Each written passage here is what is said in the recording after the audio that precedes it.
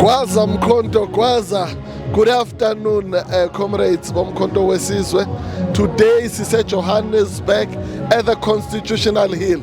As you can see, comrades came out in numbers to support our court bid. Number one, to declare a decision by President Ramaphosa as irrational and unconstitutional. Yoguti appoint Firoz Cachalia as the acting Minister of Police. At the same time putting Senzo Mchunu on special leave or on leave of absence. We are saying he cannot do both. He is in violation of Section 93 as well as Section 98, and that decision must be set aside so that he does what he needs to do, which is fire Minister Mchunu. The reality is President Ramaphosa is dispensing patronage at the expense of South Africans. It's not just a bloated cabinet, but also the fact that he wants his friends Abafana Senzo Mchunu to continue to have bodyguards, be paid, as well as get someone who can umsebenzi when clearly he's not supposed to be there. So as uMkhonto, siyakwazi in that regard to say, let's get him out so that he ensures that he takes the right decisions. Obviously, we are still going ahead to remove him as the president of the country and watch this space as Pumen Ngamandla Makhulu.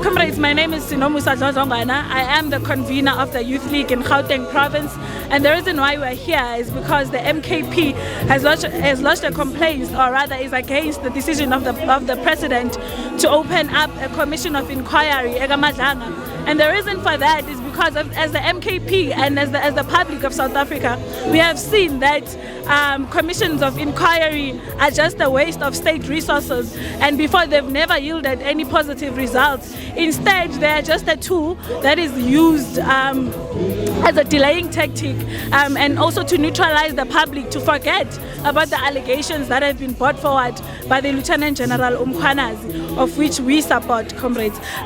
We believe that Senzo Mchunu should be let go of his office, not necessarily suspended, and still benefiting as the deputy minister, because he's still getting benefits of the minister, though he's out of the office.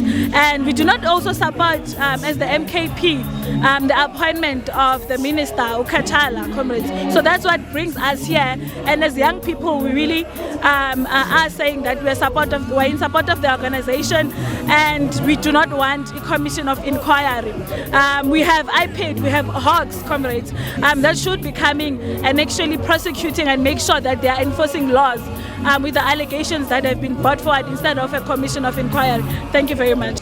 We will go as far as to say, justices, that if we are correct that the president, and we are convinced that we are correct on this, does not have the constitutional power to place a minister on leave of absence. If we're correct, for a minute, let's just assume we're correct on that. If we're correct on that, then the question as to whether that decision, once it was taken, was rational or not rational, does not even arise. Because if it's ultra-virus, it's ultra-virus. It doesn't matter whether it's rational or not rational. And if we're correct in that decision, as I say, then the second decision on the appointment of the acting minister also must fall together with it.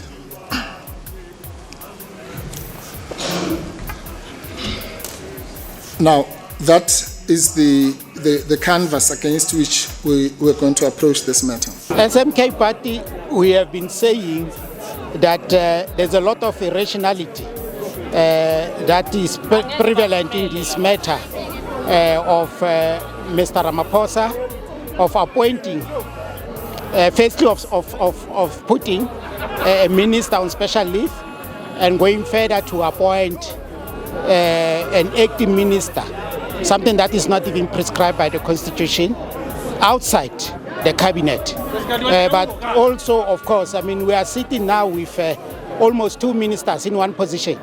And all this is happening at a time when all departments have to endure austerity as a result of budget cuts that have been introduced, I mean, by the Minister of Finance, you know.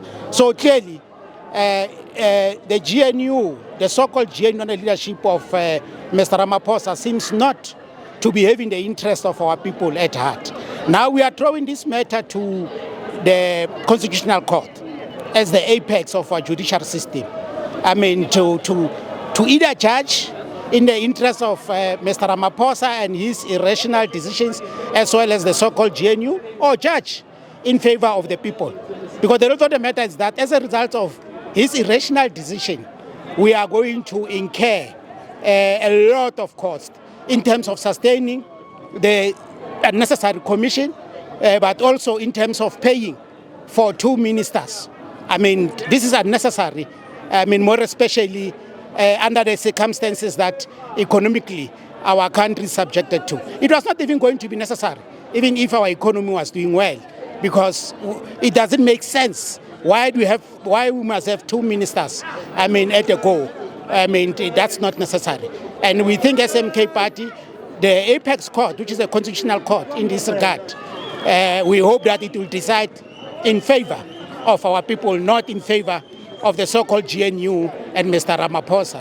And of course, and those who are managing this GNU, because we know very well that this so-called GNU is not necessarily a product of a political process. It's something that is managed out of the political system of our country.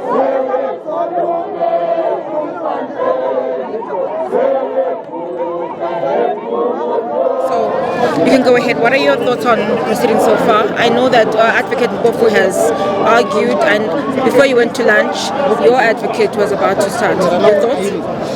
Well, you know that we've obviously contesting and raising issues of the announcement that were made, the announcement that was made by the president. And we're saying that it's unconstitutional. Unconstitutional in the sense that you can't use Section 91 3C of the Constitution to then bring in a minister in an acting capacity to preside over a ministry, for instance, in this case, police. Section 98 is clear, and that's what we're saying. We're questioning the constitutionality of the decision that was taken by the president, because he had said it's a decision that is already taken. So it's Section 98 that he should be leveraging of the Constitution that then allows him to identify a minister within his cabinet to preside over police, which is what he had done with Mantashe. But now for him to now use that law unconstitutionally is what we're raising, to say you can't do that. It is unconstitutional, and that is nothing more than constitutional delinquency. So we're now raising that. But what we're picking up also now is that, there's a tendency of certain judges to try and convolute the reality and the facts that are before them. Now they want to bring in issues of whether this court should have been brought, whether the case should be brought to this court and maybe another lower court. And we're arguing yes, because of the urgency of the matter and in the mere fact that they were first to respond in giving us the time and the date within 48 hours. That alone is very telling, because that has never really happened before. I mean, remember when we got the order in this case, the confirmation, it was on a Sunday. Something has never really happened, and that's within 48 hours. So we're just saying that we'll see how it goes. We just hope that the judges will really ensure that the Constitution is upheld and that the president doesn't infringe on the Constitution, and that South Africans can build trust towards this judicial system. Again, let's not forget Mkhonto has raised issues and made allegations that even the judiciary itself is complicit and implicated. So we cannot take it lightly that a person of his stature in the security cluster states categorically that the judiciary is implicated, and then you start to see certain judges convoluting the facts that are before them. So we're just hoping that we have a good outcome for the sake of South Africans. You can't come for the first time in your answering affidavit and say that there's no suggestion in Lieutenant General Mkhwanazi of any impropriety at the level of the justices of the Constitutional Court. Where does that come from? Justice Madlanga, who's part of the judiciary, all Lieutenant General Mkhwanazi said was, he never said judges in the magistrate court, in the high court, in the SCA, in what he said, the judiciary as an institution is implicated in drug dealing, in the cartels, in the money laundering or whatever the things.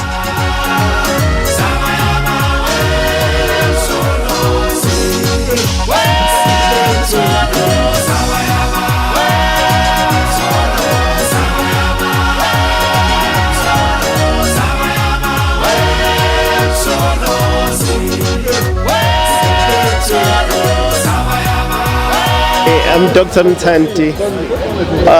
The court case is quite important for the country. It's to clean out criminality within the state. Yeah? We've heard a lot of arguments in the ConCourt. We're hoping for a positive outcome, mainly the removal of uMkhonto. I think it's clear Cachalia shouldn't be the acting minister because he's not a minister. And the last part we're hoping for is that we'll have a commission of inquiry that's independent of the judiciary, because the judiciary is one of the accused. General Mkhwanazi said there are members of the judiciary that are working with the state. So we're hoping for those three outcomes, and that hopefully will start the cleansing of criminality from the state, and starting with the president himself. We're looking for his resignation, and the next phase of our campaign will obviously be on the motion of no confidence. The importance of this case is to make sure that the rule of the Constitution is actually respected, whereby we cannot have the head of state, who's the president, abusing and breaking the rules when it comes to the administration of the government. uMkhonto weSizwe is the main opposition party. So when we see rules like this being broken, where the president breaks the rules by doing unconstitutional appointments in terms of giving ministers who are not even inside cabinet positions on interim as well as cabinet, without having gone through the constitutional procedure and processes. That is the whole argument that we have brought here. And the other issue of it is the unconstitutionality of opening up judges towards an inquiry that says that judges now are going to be put through a commission of inquiry, which by law and by constitution is not actually agreed. So these are the issues that has brought us here today that we want to fight. We are here at the Constitutional Court, at the Apex Court of South Africa, to make sure that with all the supporters of uMkhonto weSizwe, or make sure molao wa South Africa o tshwariwe go mmele molao o tlhomphiwe, goba o president goba o ministera a gona motho le gore wa swantse a tšeele molao ka mokgwa o diang ka gona a o die molao wa gage. President o actually o robile molao ka his appointment le ka go create a confusion. If go be na le need, the current minister wa mapodisa, Minister Mchunu, o be swantse a sepišitšwe a tlošitšwe setulong sa gage le minister. Instead, they have rewarded him with an unconstitutional leave of absence, which does not make sense in law. And that is why we are here to argue, and we've had a very strong argument by one of our advocates as well as representatives, Dalimbofu, when he made it very clear that this appointment does not make any sense, and that the merits of the case are very strong to say the president made an error in his judgment process. There is a procedure to be followed. And MK is here to demonstrate to the people of South Africa that as a main opposition party, we will always be fighting for our people. We're here to make sure that the Constitutional Court can hold the president. And not only that, there are issues just such as Phala Phala that we need to come and visit again and make sure that that entire process where they sealed the documents of Phala Phala in terms of the disclosures, they must be made public. So these are some of the actions that we're going to be coming here and coming back for, as uMkhonto sees. Mara re leboga support sa batho ba rena, re leboga thego ya batho ba Gauteng, re leboga thego ya batho ba Joleng in terms of the forces, le the commanders, le our military wing that is making sure that everything is going peacefully, and then agona dintwa, agona ditshele, re tlile mo ke go tlo bontsha support into MK. So are you saying constitutionally, the president, okay, let's say it's common cause that the president constitutionally, in terms of section 91(3)(c), yes, can appoint an outsider as a minister. As a minister. 100%. Right. Now, if we take the facts of this case, if correctly the president has exercised the powers which you are disputing, the implied powers to put Minister Mchunu on leave of absence. Yes. He's off. And the president exercises his power in terms of 91(3)(c) to appoint Professor Cachalia. And once he's appointed, he becomes a cabinet minister or a cabinet member. Yes. Right? Professor Cachalia will not assume or take office until he has been sworn in. Sure. Right? We agree. We agree. And according to the president, he will only take office on the 1st of August. Agreed. We agreed. Agreed. So what will start is the announcement. The appointment. Sorry, it's the announcement, followed by the appointment in terms of 91, 93, what is the? 91(3)(c). 91(3)(c). No, I meant 98. The first section where he has got the right to appoint and dismiss. That's 92(1). 92(1). Sorry, 91(2). Sorry. And, yeah, 91. he has to make that appointment. Right? Once he's appointed, then the president will look. Where do I place you? Where do I place you? And he looked in the position where Minister Mchunu has been put on leave of absence. There is a vacancy. Right? And if the president says, because there is a vacancy, you are now a full-time minister, I can, to use the political word, I can deploy you. Redeploy you. Yeah. Or redeploy you to the position of Minister Mchunu. He's absent from work, unable to is absent from office. Yeah. Right? Why is that wrong? No, it's not wrong. It's just not what happened here. The president should have come to you before what you are saying, there's nothing wrong with it, but it is most decidedly not what was done.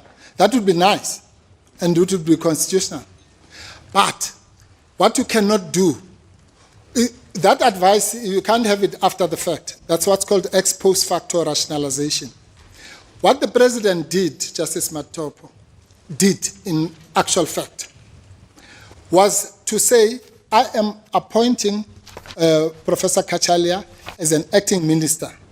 And he says that not just in the announcement, as I've explained to Justice Chikwi, he even says it in his answering affidavit. So he's clear about what capacity he was appointing Justice Professor Cachalia into, acting minister. He cannot do such a thing under Section 91(3)(c), because Section 91(3)(c) is to appoint ministers per se from the general public or from the National Assembly. Where he can appoint him as an acting minister is under Section 98. But the problem he has there is Section 98 says, for me to make you an acting minister, you must already be a cabinet minister. But you would be a cabinet minister in terms of 91(3). No. But you said it's. I think where I have a difference with you. Yes. Is you seem to be putting more emphasis on the appointment itself. Yes, but on the announcement. Sorry. No. Yeah, you seem to be putting emphasis on the announcement. Or let me put it this way.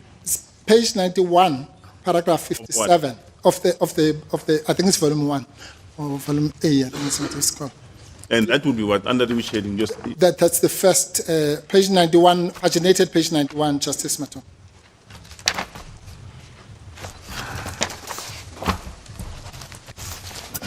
No, I need to get there. This is a very important point for me. It is. No, it is indeed. EPUN.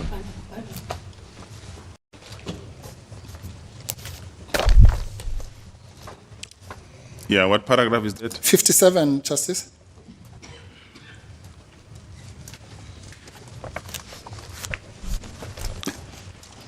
I've elected to appoint an acting minister of police from outside cabinet, as I'm entitled to do in terms of section 91(3)(c).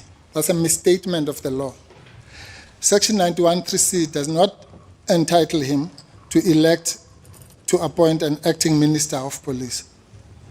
The section which he was obviously oblivious of, which entitles him to appoint an acting minister, is section 98.